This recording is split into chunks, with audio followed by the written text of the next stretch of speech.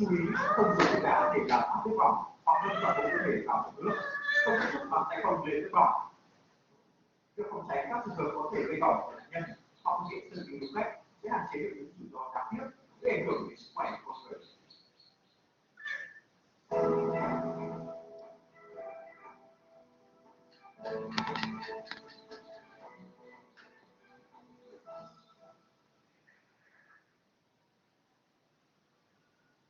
Xin chào quý vị và các bạn. Thưa quý vị, trong phim từ chấn nổi gồm máy bay MH17 của hàng không Malaysia bị rơi tại vùng chiến sự Ukraine vẫn chưa nguôi ngoai. Ban nỗ lực khắc phục hậu quả và điều tra hiện trường đã bắt đầu được triển khai. Hôm qua, ngày 7 hãng thông tấn Interfax của Nga dẫn nguồn tin từ đường tàu đi văn hóa ở miền đông Ukraine cho biết lực lượng này đã tìm thấy hộp đen của máy bay MH17 tại Nga và đưa tới Donetsk.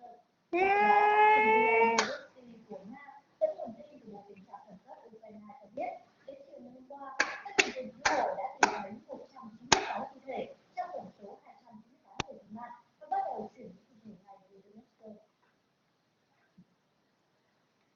Trước khi có thông tin tìm thấy hộp đen, người đứng đầu lực lượng đoàn liên bang báo ông Alexander Volodai từng cho biết nếu tìm thấy các hộp đen được chiếc máy bay tần số thì sẽ giao chúng cho phía Nga, nhưng đã bị Moscow từ chối tiếp nhận.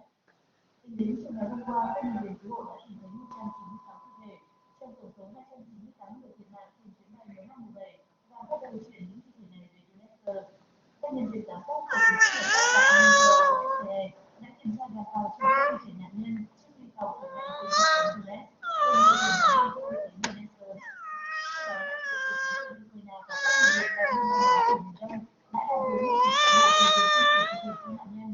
Phó thủ tướng Ukraine Volodymyr Zelensky cho biết sau khi đưa về Donetsk, thi thể các nạn nhân sẽ được bàn giao ngay cho các lực lượng đặc biệt. Bộ Tình trạng Khẩn cấp Ukraine cho biết thêm hiện lực lượng cứu hộ mới chỉ giải quyết được 95% trên tổng số diện tích 34 km vuông cần tìm kiếm. Lực lượng này bao gồm 1.000 tên khổng lồ và khoảng 800 đến 900 người của chính quyền địa phương và Cộng hòa Nhân